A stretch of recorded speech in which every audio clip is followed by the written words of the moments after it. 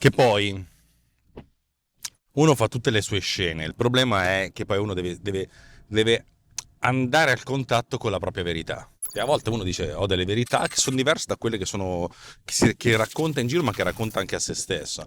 Cioè, quando ti fanno la domanda, conoscete il gruppo Metallica, magari li avete sentiti nominare, quando ti fanno la famosa domanda ma qual è il tuo disco preferito dei Metallica? E quelli della vecchia guardia in automatico, senza nemmeno pensarci, dicono Master of Puppets.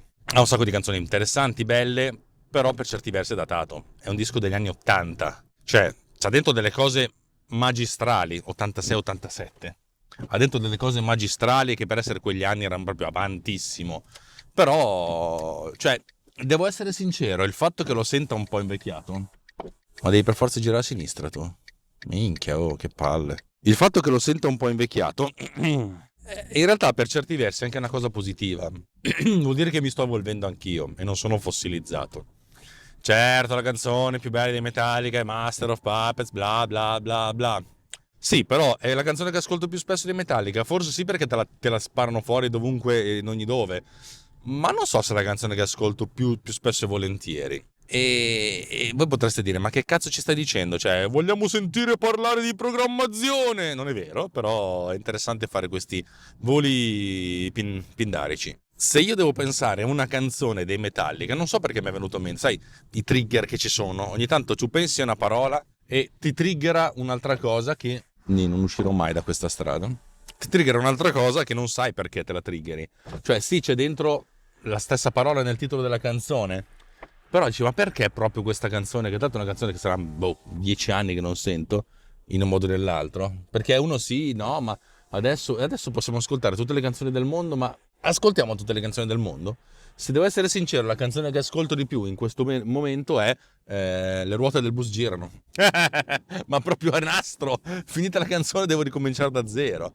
E se non è quella, è La macchina del capo ha un buco nella gomma, questa roba qui. Che c'è stata anche un'evoluzione da parte del mio figlio, perché 6 mesi fa, anche 5 mesi fa, 4 mesi fa avrei detto L'elefante con le ghette o Nella vecchia fattoria. Per cui c'è un'evoluzione e di conseguenza c'è l'evoluzione anche da parte mia. Torniamo a questa canzone di cui non vi ho ancora detto il titolo, che se mi ricordo sparerò tutta intera a valle dell'episodio, se non mi state vedendo in video ma se mi state ascoltando in audio. C'è la canzone che mi viene in mente, magari ve lo dico dopo e di conseguenza me ne dimenticherò, perché oggi voglio parlarvi di una sensazione di assorbimento. Vedete, una sensazione come di assorbimento, però l'assorbimento non è l'assorbimento del sangue mestruale. Se per chi si ricorda, per chi non sa di cosa sto parlando, sta pensando questo è completamente fatto. Sì, non è l'assorbimento del sangue della madre universale, ma bensì l'assorbimento di non mi ricordo più che cazzo stavo dicendo. Vabbè, una sensazione di disfatta, ecco, disfatta, fatta e disfatta, ma soprattutto disfatta. Che cosa vuoi dire raccuglia con la disfatta? Allora, nell'ultima settimana ho lavorato abbastanza di Content AI. Immaginatevi un'applicazione che per trovare il bug deve essere lanciata per almeno mezz'ora, per cui sapete che di solito la lancio, faccio altro, quando si verifica il bug magari ci do un'occhiata, cerco di capire, e se la mia testa si è sconnessa perché stavo facendo altro, devo ricominciare un'altra volta. Però nel weekend mio figlio ha dormito asterisco. Cosa vuol dire dormito asterisco? Allora, non mi ricordo bene com'è andata la notte tra venerdì e sabato, ma non deve essere andata benissimo perché non è che sta molto bene mio figlio. Ma mi ricordo molto bene com'è andata la notte tra sabato e domenica, perché mio figlio si è svegliato intorno alle 4:30, ok? Per poi riaddormentarsi alle 6 circa. L'avevo portato giù in salotto, mi ha fatto le coccole, eccetera, eccetera. Era quello sveglio, ma non abbastanza da alzarsi in piedi, ma non abbastanza da dormire. Alle 6, finalmente 6:10, si addormenta. A quel punto, bestemmiando in tutte le lingue del globo terracqueo, cosa faccio, cosa non faccio? Vediamo dove mi fa andare il navigatore, mi fa andare di lì, mi fa andare di lì, mi fa andare sbagliato. No, sai che c'è, vado dritto. Cosa faccio, cosa non faccio? Mi decido, ma sai, mi faccio una colazione. Anzi no, essendo le 6 non volevo farmi la colazione perché non volevo far rumore. Prendo in mano il computer e lavoro tanto su Discontent AI. Poi alle 7 mi faccio la colazione, alle 7:02 ho finito di fare colazione, vado avanti a lavorare fino alle 9:30 circa, quando poi alla fine un po' tutti si svegliano in casa. alle 9:30 si sveglia mio figlio, alle 10 si sveglia mia moglie, ma insomma da quel momento in poi mi sono messo a fare altro. Poi mio figlio si è riaddormentato alle 3 per svegliarsi alle 4:30, anzi l'ho svegliato alle 4:30 e grazie a Dio che l'ho svegliato, e anche lì in quell'ora e mezza che mia moglie non c'era sono andato avanti a lavorare. Ho individuato almeno altri 2 bugs dell'applicazione, bugs con la S maiuscola, che hanno a che vedere tutti con l'ingranaggio enorme che ho scritto, non so per quale motivo, per la gestione dei processi in parallelo. Ora ve la racconto un po' meglio. La mia applicazione, una volta che ha trovato l'elenco di tutti i file, di tutte le cartelle su un particolare disco, a questo punto cerca di capire quali tra questi file e cartelle sono dei file media, cioè quali sono immagini, quali sono video, quali sono audio, ok? Ha un elenco di estensioni, per cui sa cos'è. A questo punto, preso questo elenco, facciamo finta che su un hard disk ci sono 100.000 file, di questi 15.000, 20.000 sono dei media. Cosa vuol dire li analizza? Prende, se è un'immagine, ok, carichiamo l'immagine, riduciamo l'immagine, facciamo una miniatura, ce la salviamo, poi da questa immagine troviamo quali sono i colori dominanti, troviamo che tipo di inquadratura è, facciamo una classificazione, vediamo qual è il soggetto dell'immagine, anzi quali sono i soggetti dell'immagine, e diamo un valore estetico all'immagine, ok?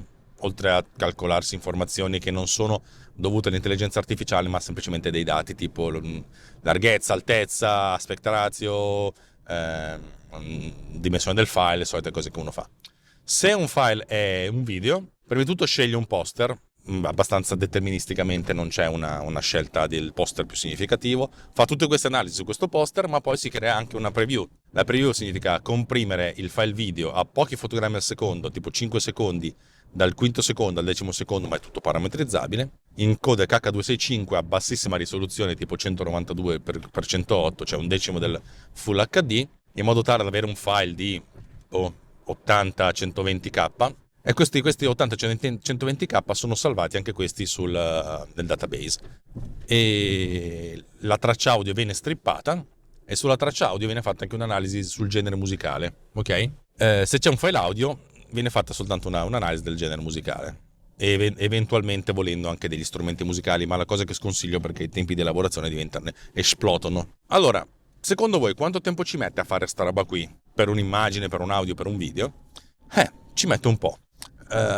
Prima di adesso il tempo di elaborazione era nell'ordine di 0,8 secondi per un'immagine e 2 secondi e mezzo per un file video e 2 secondi e mezzo circa per un file audio, più o meno, forse 3 secondi per un video, 2 secondi e mezzo per un audio.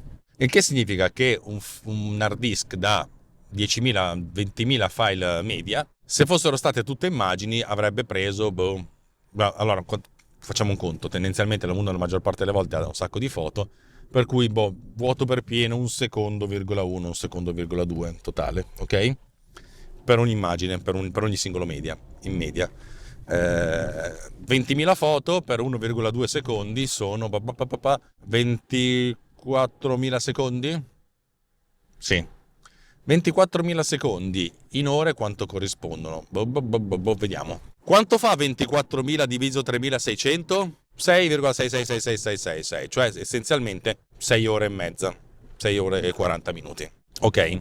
Va bene, non c'è niente di sbagliato. Tu metti un hard disk da 1 terabyte e devi aspettare 6 ore e mezza che venga fatta la scansione. Allora mi sono detto, non c'è un modo di migliorare questa cosa qui? Perché l'ottimizzazione prematura è il male di tutta la programmazione, e cosa fa Raccuglia? Fa ottimizzazione prematura.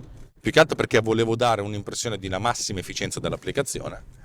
Allora, siccome stavo lavorando ad altri aspetti dell'applicazione prima di poterla pubblicare, mi sono detto dedichiamoci qualche ora per pensare a un sistema di ottimizzazione, e l'ho sviluppato, un sistema veramente cazzutissimo che ha questo approccio. Tu specifichi quanti thread vuoi allocare a questa operazione, tipo se tu hai 10 processori ne allochi 9, allora essenzialmente si prende questo elenco di file, si prende il primo e poi si prende il secondo, poi si prende il terzo, cioè finché non si riempiono tutti i thread, e ognuno delle elaborazioni viene fatta in maniera asincrona. Quando è finita un'elaborazione, se ce n'è ancora, si va avanti. È un po' come se andate alla posta in 50 e c'è un solo sportello, vi tocca quello.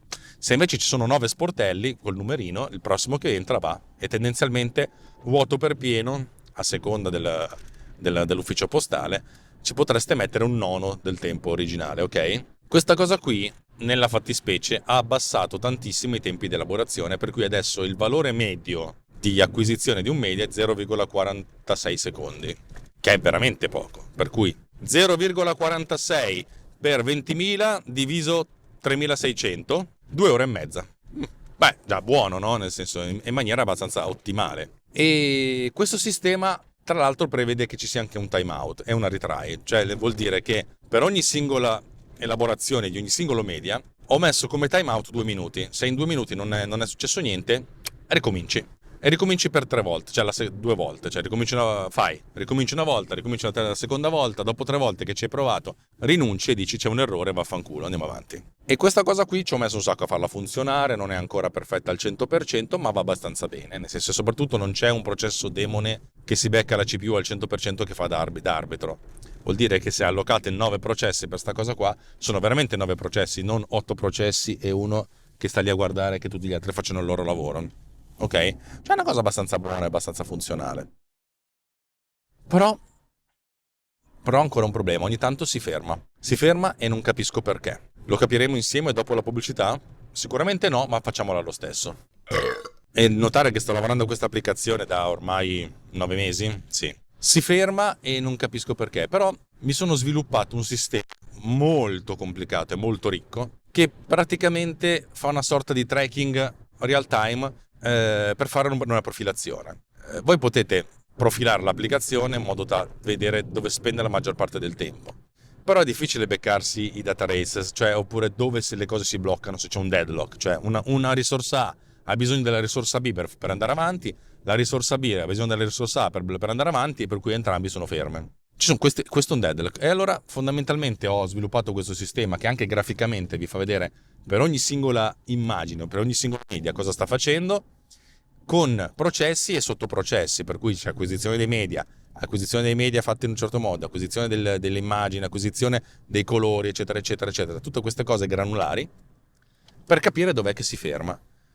E ho scoperto che si ferma, e qui non ho ancora una soluzione, per cui sarebbe bello che mi deste un aiuto voi. L'ho anche chiesto a ChatGPT, nessuno sa aiutarmi. Si ferma quando, in alcuni casi, quando ci sono tante immagini contemporaneamente e tutte le immagini stanno accedendo al processo, al framework Vision, per capire qual è il soggetto dell'immagine oppure se ci sono dei testi nell'immagine. Tutto basato sul neural engine, cioè l'intelligenza artificiale, bla bla bla bla bla bla, machine learning, bla bla bla bla bla bla. E questa roba qui, quando tutti accedono contemporaneamente a questa roba, io ho ovviato inizialmente facendo una sorta di shuffle. Se io prendo un elenco dei file di un hard disk, allora, la cosa funziona così. Come si fa ad avere l'elenco completo di tutti i file di un hard disk?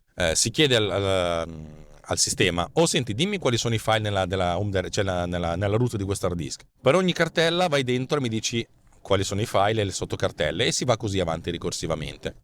E in questo modo c'è una sorta di ordine, ok? Per cui se a un certo punto uno dice trova una sottocartella con immagini delle vacanze 2024, si troverà, che ne so, 200-300 fotografie. E questa cosa sbilancia, perché è bene avere diversi media di diversi tipi che vengono elaborati contemporaneamente. In questo modo, cioè, non si ha un blocco delle risorse. Per cui io prendo questo elenco di 20.000 file media, lo disordino, cioè lo metto casuale, e a questo punto ogni file è di tipo diverso, cioè di tipo è un file che non sta nella stessa cartella, per cui molto probabilmente è di tipo differente. Ciò nonostante capita di avere tante immagini contemporaneamente che si fermano. Io ho istituito 2 tipi di blocchi. Un blocco è un blocco esclusivo, nel senso che quando qualche applicazione, qualcuno sta richiedendo l'accesso alla risorsa Vision, che mi dà appunto o i testi o i soggetti, e gli altri non possono accedere, in modo tale che se ne possa accedere uno solo. E questa cosa qui non ha funzionato, cioè comunque c'è il deadlock. Ho anche istituito una sorta di controllo, nel senso, se l'hard disk sta andando, se il computer sta andando in thermal throttling, cioè sta scaldando troppo, perché se lanciate tutte le CPU al massimo per 20, 30, 40 minuti, a un certo punto si scarda. Ho fatto sì che se si sta scaldando, prima ancora di arrivare alla condizione critica, rallento il numero di thread, cioè abbasso e ne faccio andare uno alla volta finché non si normalizza. E anche questo non ha dato successo. Cioè sono bloccato sull'uso della NPU e non so che cosa fare. Cazzo. Non so cosa fare. Cioè sono bloccato e sta roba qui. Tra l'altro, sugli hard disk esterni, visto che sono più lenti di quelli interni, i tempi di elaborazione sono più lunghi del 50%, già il fatto di avere un tempo di accesso un po' più lungo fa sì che è difficile trovarsi nella condizione di data race, per cui è già più difficile avere questo problema. Ma sull'hard disk interno o su un hard disk esterno SSD, cioè non a piatti rotanti ma ad accesso veloce, questa roba qui può capitare e di conseguenza blocca. Io non so come sbloccare. Altra cosa che avevo impostato è appunto la questione del timeout. Se questa roba qui dopo 2 minuti non funziona, ricomincia. E però, cavoli, anche nel ricominciare, dopo la terza volta che ricomincia dovresti fermarti e non si ferma.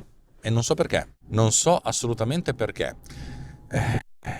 Anche perché il grosso problema nei vari sistemi operativi non è tanto fare le cose in parallelo, ma fare una cosa in parallelo, ma mi sono accorto che non ho dei cazzi, cancelliamo questa roba qui. Non è così risibile. E a volte le robe vengono eseguite intanto che tu gli hai detto di essere cancellate, perché ho fatto un po' di controlli. Insomma, fatto sta che sono a un punto per cui la fase fondamentale dell'applicazione, cioè l'acquisizione dei media, è la lettura, l'acquisizione, il fetching dei dati funziona abbastanza bene, c'è ancora un po' da ottimizzare, ma funziona ancora abbastanza bene. Però siamo ancora in fase di sbatto. Questa roba qui non funziona. Altra roba che non funziona, ma questa so come risolverla. Cioè io ho fatto questa cosa qua. Se voi scansionate un hard disk, avete un hard disk esterno, tipo Pippo, lo attaccate, fate la scansione, va bene. Il problema è che se lo attaccate dopo una settimana, rifate la scansione perché avete aggiunto una cartella, cioè non volete rifare tutta la scansione del disco, cioè con tutta l'analisi dei media, perché la maggior parte dei media ce l'avete già. Allora cosa si fa? L'idea era quella di che per ogni singolo file che viene acquisito, controllare se non c'era già. E questo controllare se non c'era già mi sta dando dei problemi, perché essenzialmente devo accedere al database, il database viene acceduto contemporaneamente da tanti processi insieme, questa cosa qui va a far sedere le cose. Ho provato a farlo con del caching, ma ancora non ce l'ho. Adesso la mia idea è molto semplice adesso, per rendere tutto molto veloce. Quando sto per tirare su un hard disk, faccio il fetching di tutti i dati dell'hard disk, ok? Di tutti i media di questo hard disk. E a questo punto, ogni volta, prima ancora di fare l'acquisizione dei media, prendo tutti i file. Per ogni file controllo se non c'è già nel disco, se non c'era già prima. Se non c'era già prima non vuol dire soltanto se era nella stessa posizione, ma se anche la stessa data di modifica è la stessa dimensione. In questo modo, cioè, vado a snellire l'elenco dei file, così che le cose che già c'erano prima non sto a ricontrollare un'altra volta. Mi è venuto in mente che adesso come adesso faccio questo controllo con 3 campi: un campo di testo, che è appunto il path, il percorso del file, un campo numerico, che è la dimensione del file, un campo numerico double, cioè in virgola mobile, che è la data di creazione, di modifica. Sto pensando seriamente di rendere tutto questo una sorta di hash. Uno potrebbe fare un hash che è tipo un MD5, che anche era abbastanza veloce, ma sto pensando, visto che la possibilità di collisione ci sono, ma sono relativamente rare per questo motivo, allora di aggiungerci dentro il drive ID, cioè l'ID del drive, e a questo punto prendere l'ID del drive, trasformare tutto in stringa, assommarci il path, il percorso, ovviamente tutto lowercaseizzato, in modo tale che sia, anche se uno cambia una maiuscola a una minuscola va bene uguale, aggiungerci la dimensione del file e la data di creazione, prendere questa stringa, fare l'MD5 e prendermi soltanto i numeri. In questo modo ho un numero a 64 bit, un int 64, che invece di essere a 16 byte, sì, dato che ci sono dei numeri a 10 byte, per cui vabbè, le possibilità di collisione sono veramente poche, e l'indicizzazione con un numero è molto più elevata. In questo modo la ricerca è abbastanza veloce. Ovviamente questo campo qui viene calcolato al momento della creazione del file e via. Non ho ancora fatta sta cosa, ma ci ho pensato ieri sera, intanto che stavo cercando di far addormentare mio figlio, e poi mi sono addormentato io, perché dopo la settimana di scarso sonno ero arrivato al punto di non capire più un cazzo, per cui farò anche questa cosa qui. Però il problema rimane, cioè nel senso, perché ho questa pressione e quando c'è pressione sull'intelligenza artificiale a un certo punto si blocca? Ma soprattutto perché non mi funziona il timeout? E questa è la cosa che non capisco. Perché se dopo 2 minuti che sta roba non funziona, ci riprovo e alla terza volta non mi chiama dicendo oh, ho fallito sta roba qui, passiamo oltre. Non riesco a capire perché non funziona sta cosa qua. È una di quelle cose che dovrei mettermi lì con la mente serena, avendo dormito qualche ora in più, e cosa che non posso fare perché tra l'altro questa settimana mi aspetta una settimana di fuego con 2 montaggi cazzuti, due belli cazzuti e non so che cosa succederà. Vabbè, tiriamoci sulle maniche. Per fortuna questa non è la settimana del Black Friday, per cui quando ascolterete sta roba sarà già passato di gran lunga Black Friday, però vi racconto questa cosa qua. E voi potreste dire, sì, ma tutto questo, ma che cazzo c'entra in Metallica? Adesso ne parliamo, dopo la pubblicità. Perché il fatto di arrivare a questo punto con tutto questo sistema complesso che mi ha insegnato un sacco di cose e che non funziona mi ha fatto dire, cacchio, ma questa applicazione è veramente un fallimento. E il fatto che avrei voluto far uscire quest'app a marzo, aprile, maggio e siamo a novembre e non so neanche se esce entro la fine dell'anno, per cui quest'anno non ho un lancio grosso e si è visto perché le mie finanze sono mi ha fatto sentire un grosso senso di fallimento. Allora la canzone che mi è venuta in mente è The God That Failed di Metallica, che secondo me è uno dei pezzi minori di Metallica, però nel Black Album uno dei miei preferiti. Cioè ha un bel ritornello, soprattutto la solo di chitarra, anche la parte che precede la solo di chitarra è veramente molto epica. Io trovo che sia un pezzo bellissimo e andrebbe rivalutato, e lo rivaluterete insieme a me se ascoltate questa cosa in audio, così a valle di ChatGPT vi sentite anche il pezzo dei Metallica. Vabbè, insomma, tutto questo per dire che il Black Album è l'album migliore dei Metallica? Forse sì, ma non è il mio preferito. Cioè, ce ne sono altri che trovo più interessanti. Load dei Metallica secondo me è più bello del Black Album. E Injustice for All, più vado avanti col tempo, più lo trovo inascoltabile, perché la scelta di tagliare il basso lo fa diventare un prodotto che è invecchiato veramente tanto e male. Ha un sacco di cose belle, interessanti, però è un po' come se tu con la tua fantasia dovessi andare a riempire i vuoti del disco, e che a un certo punto dici, cazzo, ho 50 anni, ma devo io fare il lavoro dei Metallica, che tra l'altramente hanno soldi infiniti. Ma talmente hanno ucciso il basso che anche tutti i vari remaster che hanno fatto non sono riusciti a tirarlo fuori. Al che mi sono detto, ma l'avete mai registrato il basso, poverino? Ah, vabbè, storie lunghe, storie tristi che probabilmente se non conoscete Metallica possono anche interessarvi molto, ma molto, ma molto poco. Allora, non so se avete visto sta roba in video, sto pensando seriamente di switchare, di portare questi video sul mio canale YouTube e non su quello di Simone Pizzi, di Runtime Radio, così tanto per fare un po' di volume. Mi spiace per Runtime Radio, ma tanto non se lo guarda nessuno sta roba, tanto vale non farle guardare nessuno sul mio canale. Se invece avete ascoltato questa cosa in audio, no, se avete visto sta roba in video, cliccate il like, mettete un commento, è molto bello se mettete i commenti, ma anche mettete delle lettere a caso, va benissimo. Poi se volete condividere questo video sarà bellissimo, ma non fatelo perché sono dei deliri neanche di ogni impotenza del sottoscritto, che appunto si sente un fallito di merda per questa roba qua. The God That Fail, solo che non sono neanche il dio che fallisce, ma soltanto lo stronzo che fallisce. Se invece avete sentito questa roba in audio, andate sul gruppo Telegram, telegram.me/TechnoPillsRiot, per scoprire tutte le cose belle che sono, e avere un gruppo di discussione molto interessante, molto pacato e molto costruttivo e anche molto sarcastico. E potete mettere like, eccetera eccetera, condividere le solite cose che fate, ma sicuramente non fate, ma non fatelo perché sono un dio che ha fallito, uno zio che ha fallito, ecco. Non sono uno zio? No, non sono uno zio, sono un due che ha fallito, ecco. E invece alla fine ci sarà il punto di ChatGPT che non la sto cagando molto, cioè fa le sue cose in automatico, ma va bene così.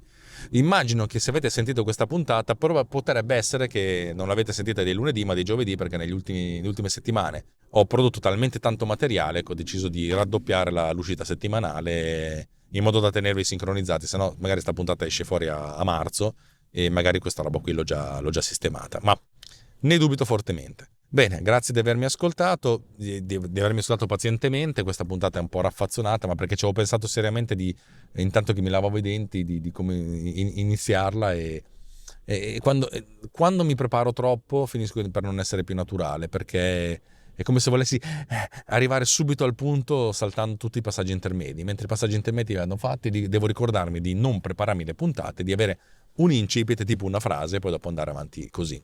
Bene, dai, mi è servita. La cosa qua è lunedì mattina, ho dormito abbastanza, anche se adesso un bel caffè di dimensioni catartiche non me lo toglie nessuno. E passate una buona giornata, un buon ascolto di quel che verrà. Io vado a lavorare che si deve portare a casa la paniotta. Ciao.